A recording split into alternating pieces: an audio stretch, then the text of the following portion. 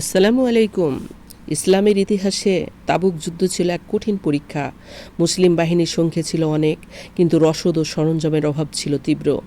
এই সময়ের যুদ্ধকে বলা হয় জায়দুল ওসরাহ বা কষ্টের বাহিনী, কারণ একদিকে ছিল প্রচণ্ড গরম, অন্যদিকে শত্রুপক্ষ ছিল শক্তিশালী রোমান বাহিনী।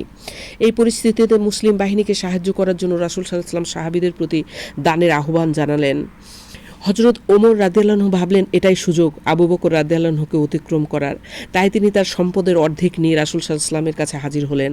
রাসূল সাল্লাল্লাহু আলাইহি ওয়াসাল্লাম তাকে জিজ্ঞাসা করলেন, পরিবারের জন্য কি রেখে এসেছো? ওমর রাদিয়াল্লাহু উত্তর দিলেন, পরিবারের জন্য এর অর্ধেক রেখে এসেছি। এরপর যখন হজরত আবু বকর রাদিয়াল্লাহু এলেন, তিনি তার সমস্ত সম্পদ নিয়ে এলেন। রাসূল সাল্লাল্লাহু আলাইহি ওয়াসাল্লাম একই প্রশ্ন করলেন, পরিবারের জন্য কি রেখে এসেছো? তিনি জবাব দিলেন, আল্লাহ ও তার রাসূলকেই রেখে এসেছি। এই দুজনের পর যখন হজরত ওসমান রাদিয়াল্লাহু এলেন, তিনি এমন দান করলেন যা সবাইকে অবাক করে দিল। তিনি একাই একটি বিশাল সেনাবাহিনীর সমস্ত খরচ বহন করার জন্য এগিয়ে এলেন।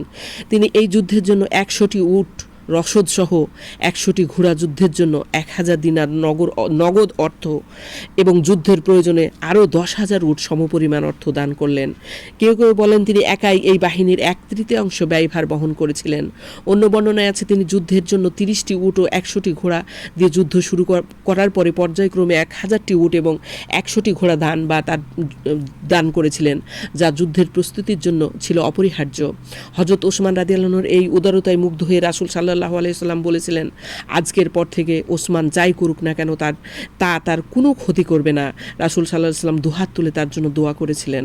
এই ঘটনা থেকে আমরা শিখতে পারি যে হযরত ওসমান রাদিয়াল্লাহু শুধুমাত্র ব্যক্তিগত উপকারের জন্য দান করেননি, বরং মুসলিম উম্মার বৃহত্তর কল্যাণের জন্য সর্বোচ্চ ত্যাগ স্বীকার করতেও দ্বিধা করেননি। তার এই দানশীলতা আল্লাহর সন্তুষ্টি অর্জনের এক অনন্য দৃষ্টান্ত। আসসালামু আলাইকুম ওয়া রাহমাতুল্লাহি ওয়া বারাকাতুহু।